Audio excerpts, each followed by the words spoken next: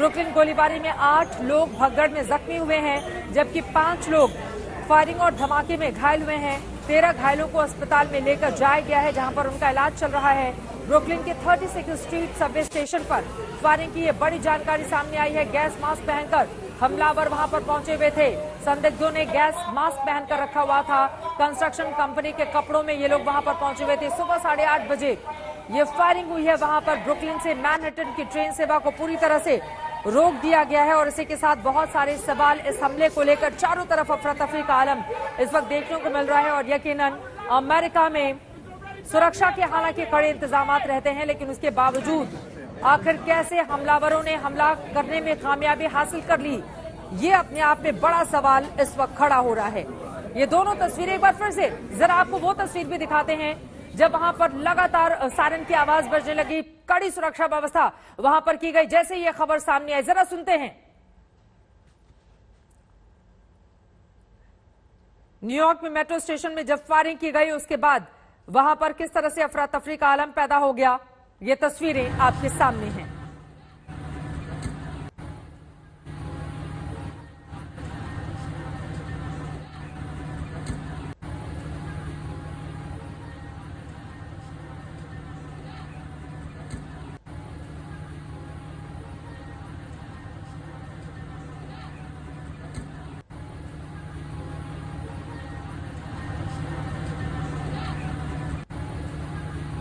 Doctor धीरज कौल जी इस वक्त हमारे साथ सीधे न्यूयॉर्क से जुड़ रहे हैं।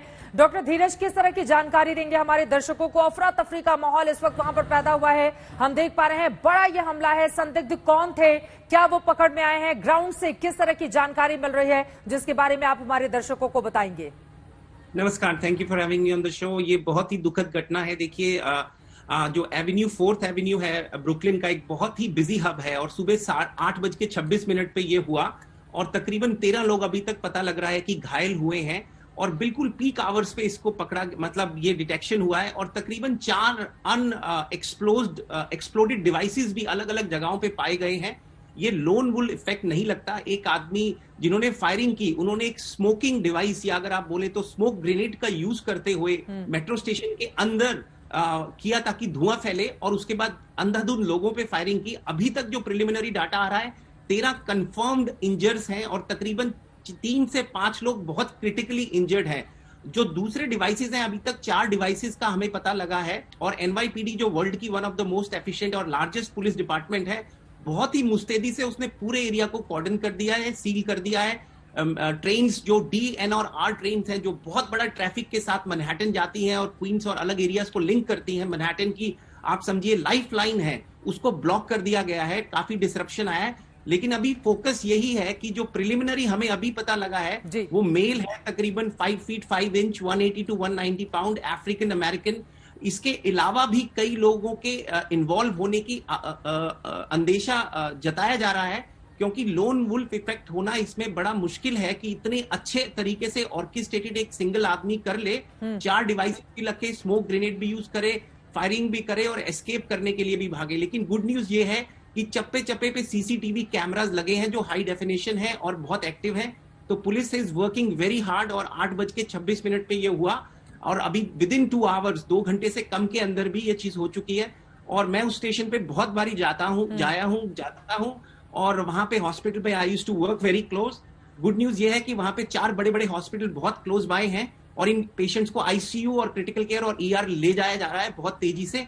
उनको प्राइमरी मेडिकल केयर बहुत इमीडिएटली मिलेगी।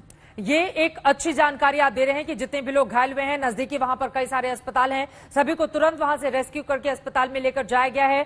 कुल कितने हमलावर हैं, इस बारे में क्या कोई भी आंकड़ा मिल पाया है? क्योंकि एक लोगों की ओर से इस तरह का अटैक और बाकायदा ये भी जानकारी सामने आ रही है कि गैस फेस मास्क पहनकर बाकायदा प्लान के तहत वहां पर हमलावर पहुंचे हुए थे।